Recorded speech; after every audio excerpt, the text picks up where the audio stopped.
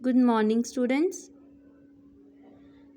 Yesterday we have done the topic force on electric current carrying conductor.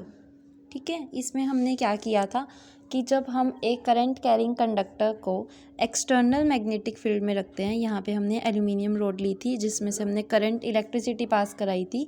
ये current carrying conductor को जब हमने magnetic field में place किया था तो हमने ये देखा कि ये रॉड अपने आप स्लाइटली डाउनवर्ड्स मूव करती है, यानी कि इस पर कुछ मैग्नेटिक फोर्स लगता है।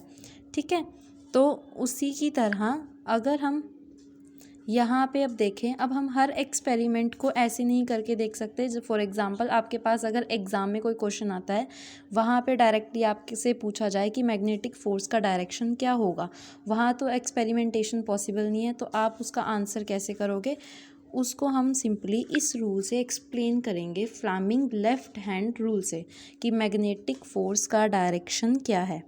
ये रूल क्या कहता है कि अगर आपकी 4 फिंगर यानी कि फर्स्ट फिंगर, मिडल फिंगर यानी कि सेकंड फिंगर एंड आपका थंब लेफ्ट हैंड का, अगर आप उन तीनों को स्ट्रेच करते हो म्यूचुअल परपेंडिकुलर डायरेक्शंस में, यानी कि इस तरह जिस तरह आपका नीचे डायग्राम एक्सप्लेन है, अगर आप उन तीनों को स्ट्रेच करोगे एंड अगर जो आपकी मैग्नेटिक फील्ड है वो आपकी जो 4 फिंगर है वो रिप्रेजेंट कर रही है एंड आपका जो ये करंट की डायरेक्शन है वो आपकी मिडल फिंगर रिप्रेजेंट कर रही है, तो जो आपका थंब होगा उस पॉइंट पे वो रिप्रेजेंट करेगा आपके फोर्स की डायरेक्शन को।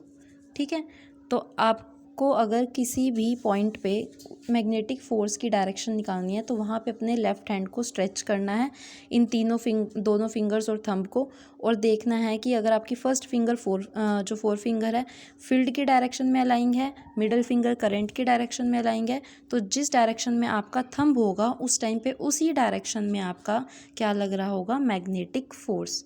तो ये हम इजीली डिटरमाइन कर सकते हैं with the help of this Fleming's left hand rule. ठीक है, सो इसी के साथ हमारा एक और छोटा सा टॉपिक है, हमने लास्ट टाइम ये डिराइव किया था इसी से। तो ये है वो हमारा छोटा सा टॉपिक जिसके अंदर हमने क्या पढ़ना था, यहाँ पे यूनिट ऑफ मैग्नेटिक फील्ड। हमने यहाँ तक ये अपने एक्सप्रेशन डिराइव किया था मैग्नेटिक फोर्स का इसी एक्सपेरिमेंट के थ्रू, तो वहाँ पे हमारे पास यूनिट्स निकालने हम बहुत इजीली निकाल सकते हैं मैग्नेटिक फील्ड के। तो आप लोग क्या करना है, इस एक्सप्रेशन को यूज़ करना है, बी की वैल्यू अलग साइड एंड बाकी सब न्यूमेरिकल पॉइंट इस साइड। ठीक है, तो फोर्स का यूनिट आपका क्या होता है, न्यूटन, करंट का यूनिट क्या होता है आपका एम्पियर एंड लेंथ का यूनिट क्या होता है, मीटर।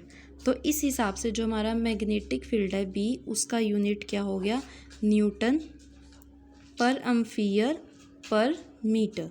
ये हो गया हमारा मैग्नेटिक फील्ड का यूनिट। एंड जो सिंपली मैग्नेटिक फील्ड का यूनिट है उसको हम और भी कैसे लिख सकते हैं, वेबर पर मीटर स्क्वायर, और जो हमारा नॉर्मल एसआई यूनिट है कॉमन जिसको आपको लर्न होना चाहिए वो क्या है, टेस्ला मैग्नेटिक फील्ड का।